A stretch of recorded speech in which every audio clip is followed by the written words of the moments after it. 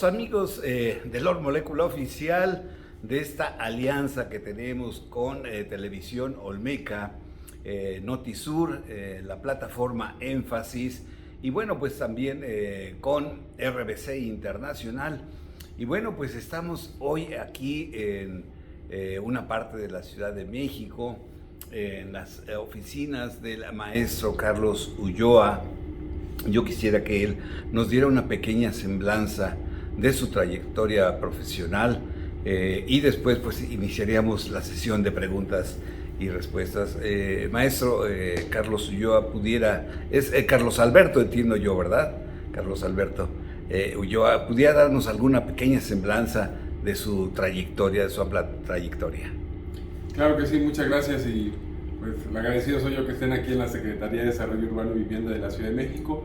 Y pues sí, hemos trabajado muy de cerca con la jefa de gobierno, con la doctora Claudia Sheinbaum Pardo, inicialmente pues creyendo en un futuro mejor para nuestro país, creando un proyecto político desde hace muchos años y unos periodos de tiempo en la administración pública que le hemos compartido. Estuve con ella cuando ella fue delegada en Tlalpan, fui el director general de servicios urbanos, y fue ahí donde la alcaldía de Tlalpan, por primera vez en los rankings de servicios de atención en comparación con las 16 alcaldías, después de recibirla en uno de los últimos lugares, se mantuvo durante todo su periodo que estuvo la jefa de gobierno actualmente, y en ese tiempo ella era delegada. Nos mantuvimos siempre en los primeros lugares, fue uno de los éxitos más notables en su administración cuando ella fue delegada. Y después pues tuvo ella la oportunidad ahora, y por confianza de los capitalinos, de ser la jefa de gobierno, y me invita a ser su secretario particular, aunque ya había sido también hace muchos años, cuando el presidente de la República, el licenciado Andrés Manuel López Obrador,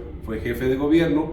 Ella fue la secretaria del Medio Ambiente, y también allí hubieron políticas públicas muy exitosas que ahora podemos presumir de hace muchos años, que estuvo a cargo y con instrucciones del entonces jefe de gobierno, y que ella las llevó a cabo, y fui también su particular en ese tiempo de la doctora Claudia, y ahora después me nombra secretario de Desarrollo Urbano y Vivienda, después de su particular aquí en la jefatura, y después me nombra también secretario de Desarrollo Social. Tuve la oportunidad también de estar de secretario en Desarrollo Social, un trabajo también muy exitoso, porque es un trabajo que realmente satisface mucho, porque estás en contacto directo con las personas más vulnerables.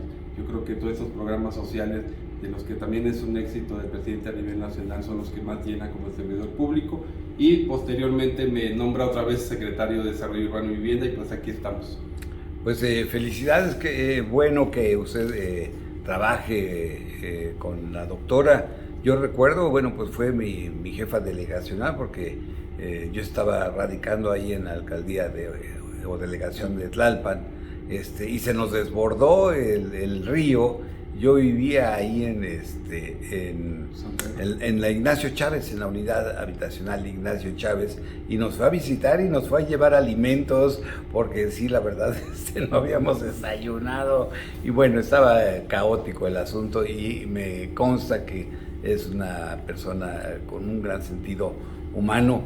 Y bueno, la verdad, yo vengo por esto, y otro de los puntos del universo es que mi papá era un empresario, un microempresario, dedicado a hacerse anuncios luminosos. Entonces, algo sé sobre los anuncios luminosos. Y ustedes, como secretaría, están reordenando, están limpiando la visión, que antes era un caos en la Ciudad de México, porque pues cada quien ponía el anuncio, los espectaculares que consideraban había mucha corrupción. Esta nueva ley de reordenamiento de la imagen, ¿cómo camina?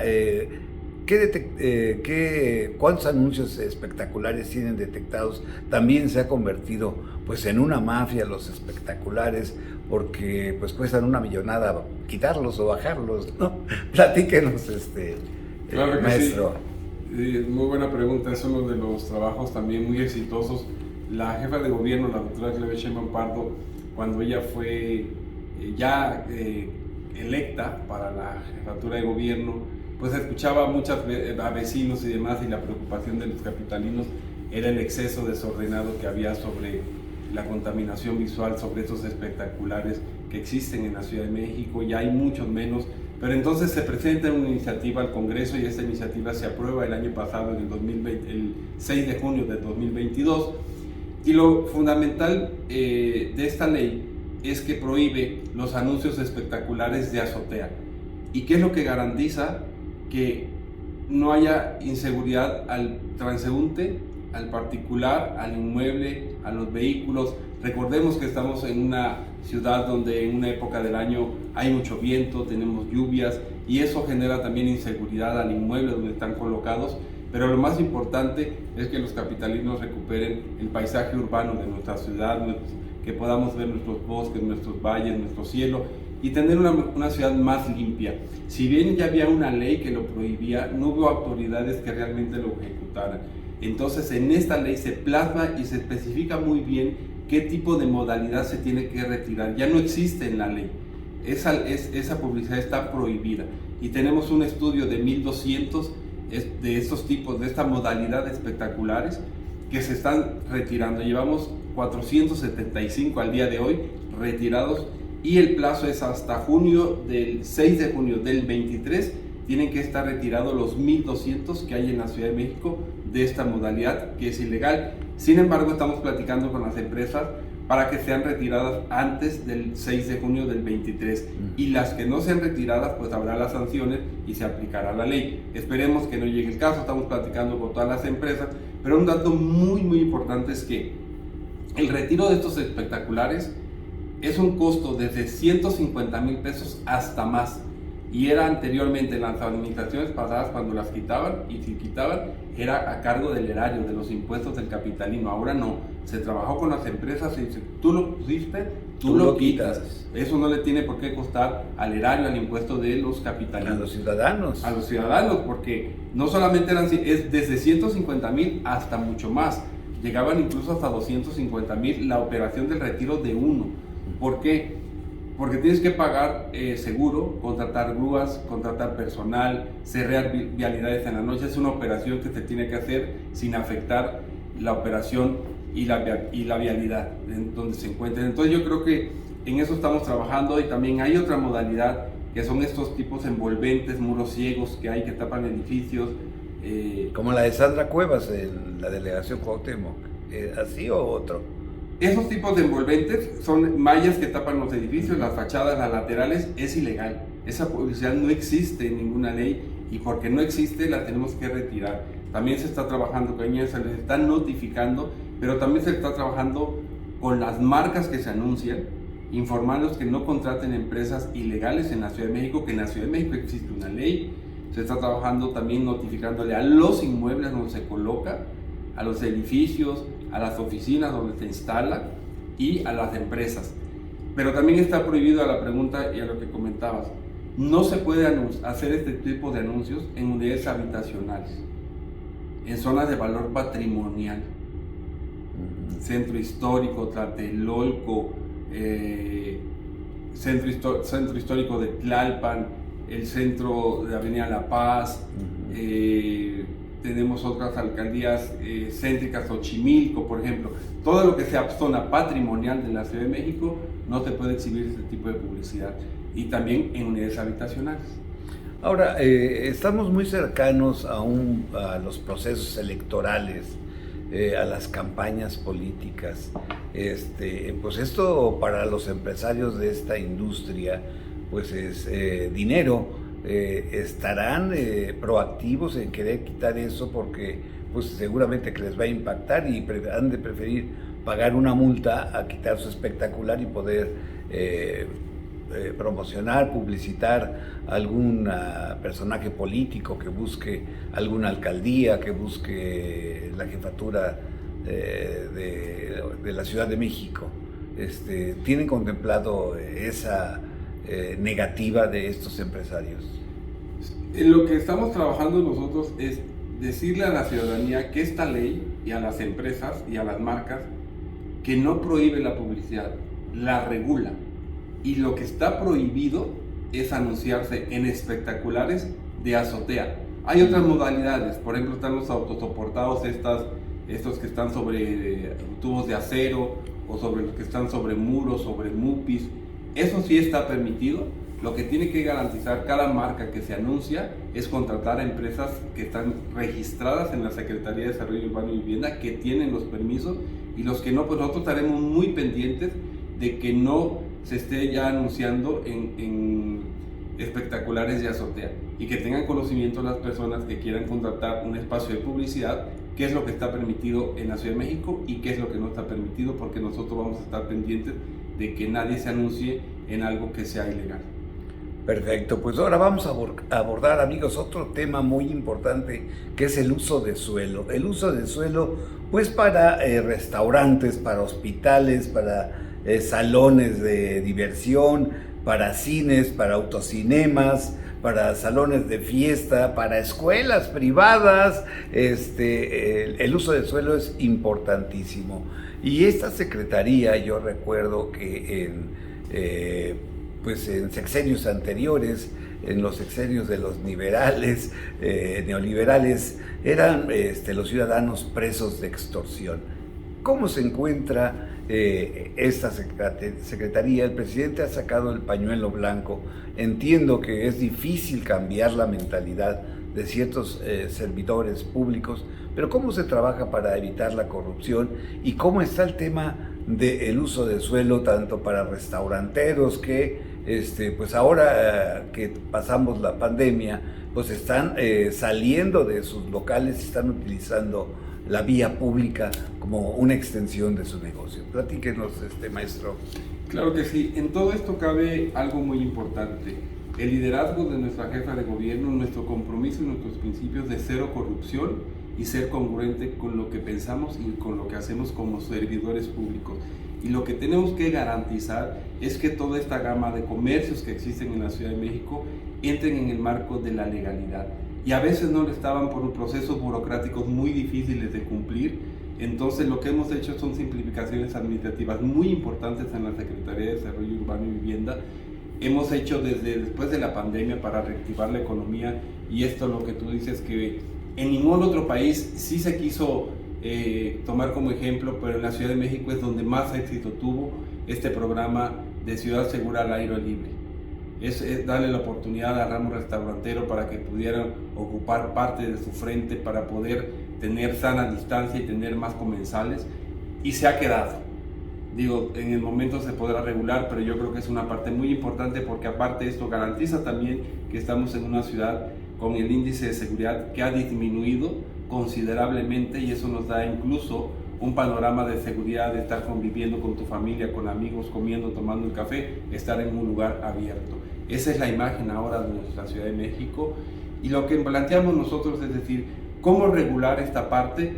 Nos enfocamos y dijimos, a ver, vamos a cambiar el reglamento, y lo que identificábamos eran papeles inclusive que se podían omitir sin llegar a una irregularidad interna de nosotros. Entonces se publica en la Gaceta del Diario Oficial el día de ayer, donde facilitamos una serie de documentos para poder acreditar la continuidad de tu negocio, siempre y cuando tengas de manera permanente 5 años, y se elimina el documento que se requería, que era la boleta predial y el recibo de agua. Si se tiene bien, si no se tiene, hay otros documentos más que pueden cumplir, y que con eso podríamos otorgarles el certificado de uso de suelo.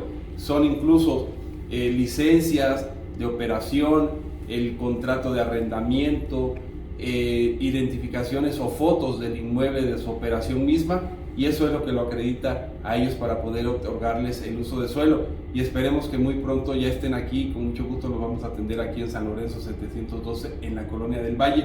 Trabajamos con la Canirac, trabajamos con la Coparmex. Ellos nos dicen que hay alrededor de 10,000 inmuebles que más o menos entrarían ya en esta legalidad. Y es un dato muy importante. ¿Por qué? Porque dejan de ser molestados o visitados por un documento oficial que ahora es muy fácil adquirirlo. Y esta parte también muy importante, que es intransferible, es sobre el periodo que dure el giro del comercio, y no garantiza este documento el que se pueda transferir a otra persona. Es durante el periodo de tiempo que dure el giro, durante el periodo que la persona titular lo tramite y lo tenga únicamente. Yo creo que eso también da mucha garantía y mucha tranquilidad, y estaremos también pendientes de la operación de los mismos establecimientos. Recordemos que hay otras instancias del gobierno que las regulan, como la PAOT, como el INVEA, y yo creo que estaremos también en una estrecha comunicación con vecinas y vecinos que quieran tener alguna información al respecto. Disculpe mi ignorancia, maestro, pero el uso de suelo contribuye a la seguridad de la construcción de edificios o de casas habitacionales o de unidades habitacionales. ¿Por qué lo digo esto? Porque vivimos en una zona sísmica. ¿Ustedes autorizan el que ciertos edificios tengan hasta un nivel por cuestiones sísmicas? ¿Cumplen la mayor parte de todos los edificios, casas habitacionales o casas particulares de nuestro país o de la Ciudad de México con estos requerimientos? Porque no sabemos cuándo llegue un próximo sismo y se tiene, pues, aunque nadie tiene la bolita mágica para decir cuándo, pero de acuerdo a las estadísticas se prevé un fuerte sismo que venga, esperemos que sea en mucho tiempo, pero entiendo también que que las leyes que norman la Ciudad de México pues no tienen contemplado el tema de los sismos, o estoy equivocado. A raíz del sismo del 2017 y a raíz también de que llegó la jefa de gobierno, se han hecho ajustes a las normas de requerimientos de construcciones en la Ciudad de México. Estas construcciones tienen que entregar una serie de recomendaciones, de regulaciones, de cumplimiento estrictos, de asegurar de acuerdo a su dimensión, de acuerdo a su volumen del proyecto volumétrico, de cuáles son los requisitos que tienen que cumplir. Y de hecho trabajamos muy de cerca con el Instituto de la Seguridad de las Construcciones. Es un documento que necesitamos nosotros para poder aprobar un proyecto, también el de protección civil, también el de movilidad, también el de sistemas de agua, también el de la Secretaría de Medio Ambiente, también los documentos mismos de la alcaldía. Entonces yo creo que hemos entrado en un esquema de que no nos puede pasar lo que pasó en Tlalpan 550, en un sismo de un edificio nuevo que fue dañado, que fue afectado a personas que habían comprado y que el edificio lamentablemente fue inutilizado después del sismo del 2017 y una obra totalmente nueva. Sí, la vi. Porque no cumplía con las regulaciones aplicadas. Entonces yo creo que a partir de eso nosotros tenemos que estar muy pendientes de que toda autorización tiene que contar con esa documentación, pero también hay un asunto de responsabilidad con las alcaldías. Las alcaldías son quienes otorgan las manifestaciones de construcciones de obras de menores de 5,000 metros cuadrados o menores de 10,000 metros cuadrados, y ellos son los que otorgan la liberación y ocupación del edificio una vez concluido. Yo creo que es una parte muy importante que la Ciudad de México entre en otro esquema que ya ha iniciado a partir de que entró la jefa de gobierno. Todas las obras de la Ciudad de México están obligadas y han cumplido, gran parte de ellos, una parte está pendiente porque están en proceso, en el cumplimiento de sus medidas de mitigación, que es el porcentaje por metros cuadrados construidos que tiene que impactar de manera positiva en el beneficio de la zona de la colonia donde se hace un inmueble. Carlos Alberto Ulloa, ahora platíquenos, ¿cuál es el número de quejas ciudadanas que llegan en un total, y también sobre quejas sobre el ruido? Platíquenos qué cifras y por qué se dan y por qué se queja la ciudadanía. Cuando nosotros entramos aquí hace 4 años, las quejas eran recurrentes. Fue una parte de un descontrol inmobiliario que había en la Ciudad de México, y nosotros lo que hicimos mucho énfasis en otorgar estos permisos fue primero escuchar a la ciudadanía, primero escuchar al vecino, primero que el vecino estuviera informado y que se hiciera la consulta vecinal, que los vecinos conocieran qué proyecto iba a entrar a su colonia, a su avenida, a su calle, o si era su vecino colindante, pero que también conocieran que las medidas de mitigación se tienen que quedar ahí, en mejoras hidráulicas, parque alumbrado, bacheo, pavimentación, seguridad, todo esto en transporte público, todo esto tiene que impactar de manera positiva en la zona donde se hace un desarrollo. Han presentado casos muy mínimos últimamente, a veces de inquietud, de falta de conocimiento. Vamos, acudimos, hacemos las asambleas con los vecinos y obligamos al desarrollador a que cumpla con las peticiones de los vecinos, siempre y cuando garanticen que están siendo afectados por esta construcción. Así que también les informamos en ese momento a qué se le está obligando a la empresa constructora a que tienen que cumplir en beneficio de mejoras de la colonia. Y respecto a los ruidos, hay medidas de obras, de horarios de trabajo, de ejecución de estos, no son las 24 horas. Hay obras, digamos, que son prioritarias, a veces son asuntos de seguridad, que tienen que estar tal vez trabajando con menos trabajadores, pero la obra normal tiene un horario de inicio y de término para no afectar la vida de los vecinos. Y respecto a los ruidos, de otros giros que no tienen que ver con la construcción, está la PAOT, que es la instancia a la que se le solicita la visita para medir los decibeles de alguna actividad, de algún restaurante, algún bar o algo que tiene que ver con eso, pero también nosotros lo recibimos y atendemos y platicamos con la PAOT para que sean escuchados.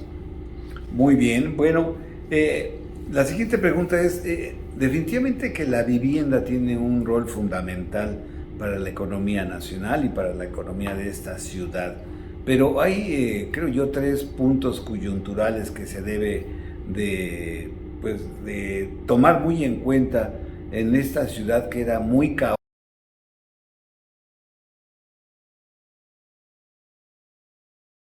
caótica, porque se construyó sobre un lago sin una planeación de vialidades, de transportación de personas, pero eso se debe a planes de desarrollo urbano que no hubo desde la fundación de esta ciudad. Y otro tema muy fundamental, ahorita estamos iniciando el tema de estiaje, la escasez del agua, de tener que subir a esta altura el agua proveniente del río Lerma, que cada día es más escaso su afluente, y el fluido eléctrico para darle energía eléctrica a todos los millones que habitamos en la Ciudad de México y en la zona conurbada.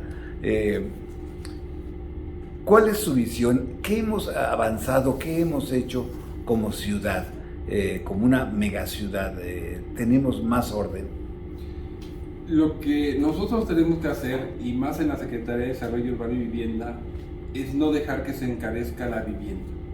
Hemos también trabajado con el INVI, el Instituto de la Seguridad de las Construcciones, también para que nos garantice cuál es el mejor suelo de construcción de vivienda, pero también con el INVI es el área que se dedica a la construcción de vivienda social. Pero ya no tenemos espacio.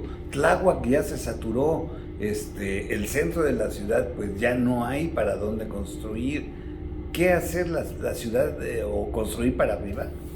Lo que tenemos que hacer nosotros en el Plan General de Desarrollo y en el Plan de Desarrollo actual, lo que tenemos principalmente, hay que respetar el uso de los suelos, pero tenemos que tener muy bien estrategia para saber dónde construir vivienda social, en qué terrenos sí podemos hacerlo, pero lo que no podemos es desplazar a los capitalinos, porque si no también estamos perdiendo parte de nuestro espacio, de nuestro suelo rural, y lo que nosotros queremos es que eso se conserve, pero tampoco tenemos la obligación de este gobierno y del gobierno que representa la jefa de gobierno es garantizar una vivienda accesible.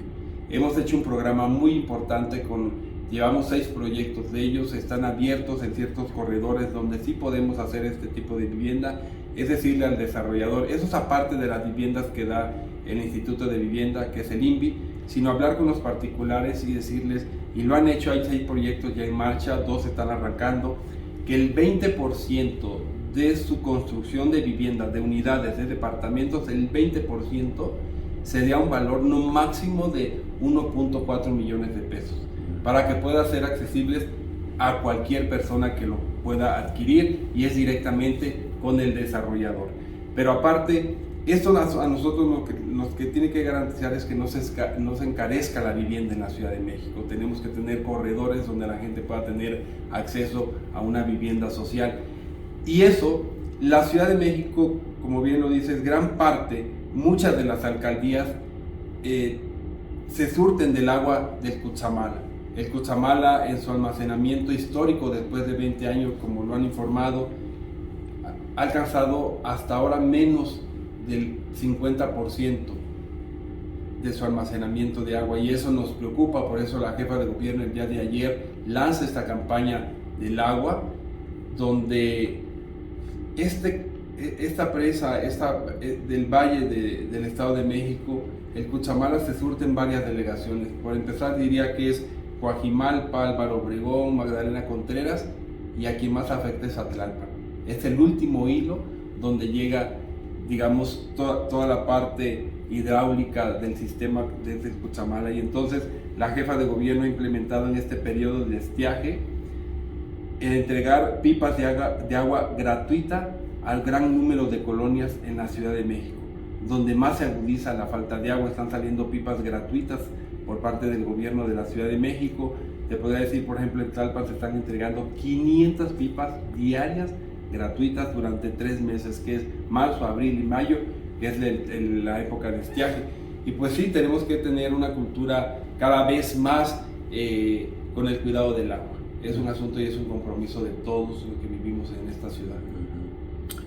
¿Tendrá la Secretaría a tu cargo, Carlos Alberto Ulloa, el número aproximado de ciudadanos que viven en una vivienda digna y quienes viven en viviendas en zonas caóticas?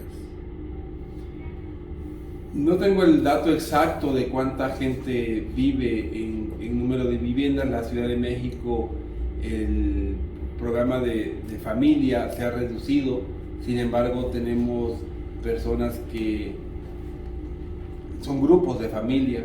Tenemos, por ejemplo, en Coyoacán, en Santo Domingo, y pues como mexicanos siempre estamos pegados de la familia, y hay familias donde está la abuelita, donde está el nieto, y pues son familias muy grandes, pero son familias pues donde se consume gran número de agua. Pero yo creo que esta parte de que nosotros como gobierno tenemos un compromiso enorme de garantizar el derecho, porque el agua es un derecho universal, y la jefa de gobierno ha trabajado constantemente desde hace meses atrás, y cuando se dio cuenta que esto ya está, digamos, de cierta manera permeando en la necesidad del capitalino, se ha implementado esta estrategia.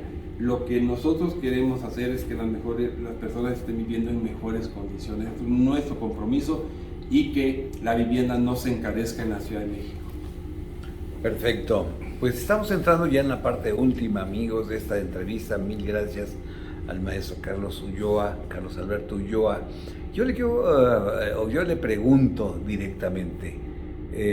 No sabemos aún si la doctora Claudia Sheinbaum, de acuerdo a la encuesta, vaya a ser pues la elegida por Morena en la búsqueda de la presidencia de la República. Pero cuando ustedes se vayan, y si así lo deciden las encuestas, que la doctora Claudia sea la elegida, ustedes se sentirán a gusto, sentirán que en tu caso aquí en la Secretaría, que dejan acciones concretas, dejan hechos, y que los ciudadanos podemos estar más seguros. Yo le diría a tu auditorio que el éxito de la jefa de gobierno, de la doctora Claudia, de todas esas políticas públicas que se han implementado, y me atrevería a mencionar muchas de ellas, y tal vez no me dé el tiempo para mencionarlas, pero la ciudad cambió. La ciudad se estaba descuidando, se estaba haciendo una práctica normal de la corrupción parecida a lo que es la corrupción inmobiliaria en Benito Juárez, donde no se tomaban en cuenta a los vecinos, veías viviendas construidas, no sabías si se pagaban mitigaciones, los vecinos no tenían ningún beneficio. Había una corrupción en todas las esferas del gobierno anterior. llegamos, la jefa de gobierno tomó las riendas de esta ciudad y hemos estado siempre al frente y hablando con los vecinos, y lo que nos caracteriza es que cero corrupción en el gobierno de la Ciudad de México, y vamos a dejar un legado muy importante. La jefa de gobierno ha construido 5 preparatorias, 2 universidades, va por la tercera, 2 hospitales de primer nivel, Coajimalpa, Topilejo en la alcaldía de Tlalpan. Ha construido 2 cablebús, el más grande del mundo está en Iztapalapa para la gente que más lo necesita. El otro está en Gustavo Madero. Es un transporte económico, sustentable, seguro, sin deuda. En la Ciudad de México se ha implementado el programa de Mi Beca para empezar, que es una inversión de más de 6,000 millones de pesos anuales, donde se le entrega ahora una beca a un niño o una niña que está en preescolar, primaria y secundaria, y ahora está en la ley, está en la Constitución de la Ciudad de México. Eso nos da mucho gusto, porque quien llega a esta jefatura, ya sea una mujer o un hombre, a gobernar esta Ciudad de México, no podrá quitar ese programa, porque es un derecho ya que tienen las niñas y niños. Y pues esta ciudad es la cuna de los derechos universales, hay que mantenerlos. Es una ciudad progresista, donde la gente tiene que estar informada de los grandes cambios que se han hecho en el transporte público. En la línea 1 del metro, después de 53 años de construcción, 50 de operación, nunca se había invertido como se ha invertido ahora. La línea 12 está abierto ya 9 estaciones. Se han sustituido transporte público, se renovó el RTP, no se subió el precio del transporte, ni el concesionado ni el público, el aumento tampoco del metro. Tenemos unas finanzas sanas, mayor inversión y mayor ahorro. Es la ciudad que mejor manejó la pandemia a nivel mundial. Tenemos una mujer que ha dado la cara siempre al frente de todos los problemas de nuestra ciudad, y eso nos da mucho orgullo de tener una mujer al frente de la Ciudad de México. Y yo creo que cuando hablamos de transformación, también ahora tenemos muchas mujeres gobernantes en nuestro movimiento, en nuestro país, y yo creo que los rostros de mujeres se tienen que representar también en futuros de los más poderes que continúen, y ojalá y las encuestas puedan serle favorables a la doctora Claudia Sheinbaum Pardo. Estaremos trabajando siempre para la ciudad, siempre para nuestro país. Es nuestra convicción, es lo que nos enseñó el presidente de la República, el licenciado Andrés Manuel López Obrador, a trabajar, a no servirse del pueblo, sino ser un servidor público cercano a la gente. Pues mil gracias, estimado maestro Carlos Alberto Ulloa. Yo finalizaría pues diciendo que también es la ciudad más segura, una de las ciudades más seguras del país, la Ciudad de México, y todo pues gracias a la dirección de la doctora Claudia Sheinbaum Pardo. Pues alguna pregunta que se me haya quitado en el tintero que tú quisieras agregar, algo más. Pues decirles que hemos hecho muchas cosas aquí. Hay un legado muy importante en la Secretaría de Desarrollo Urbano y Vivienda.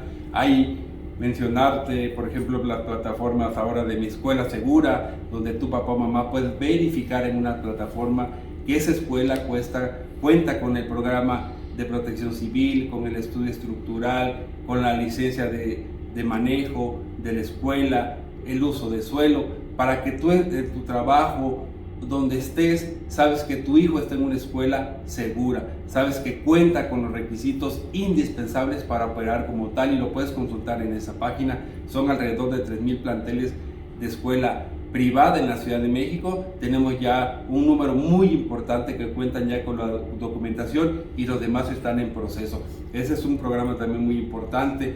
Tenemos también un plan maestro de la zona rosa, que es de Lieja a Insurgentes, de Reforma a Chapultepec. También tenemos las construcciones de una vivienda que se hizo, lo que era Ciudad Perdida, ahora se llama Ciudad del Bienestar. 186 departamentos gratuitos para la gente que más lo necesitaba, que entregó la jefa de gobierno ya el año pasado.